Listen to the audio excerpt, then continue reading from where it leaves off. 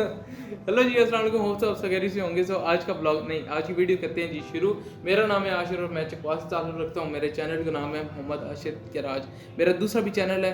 सो आप कह रहे होंगे अगर ये दूसरा वाला चैनल था, ये वाला चैनल क्यों बनाया है? क्योंकि मुझे गाड़ी और बाइक का काफ़ी ज़्यादा शौक है और मैंने सोचा क्यों ना बाइक्स और गाड़ियों का जो भी कंटेंट है वो अलग अपलोड किया जाए। तो इस चैनल पे इंशाल्लाह आपको गाड़ी के बाइक के रिव्यूज़, चाहे वो रिव्यूज़ हो जाए, चाहे वो टेस्ट हो जाए, किसी तरह की भी वो वीडियो बाइक्स और गाड़ी की रिलेटेड हो सकती है जो इस चैनल पे आएगी इंशाल्लाह। आप मेरा दूसरा चैनल पे विजिट कर सकते हैं और उसे भी सब्सक्राइब कर सकते हैं, लेकिन इस चैनल को तो सब्सक्राइब करना लाजिम है। आपको मिलते हैं अगली वीडियो में। अब वो ब्लॉग हो सकता है, वो टेस्ट हो सकता है, किसी तरह की भी वीडियो हो सकती है।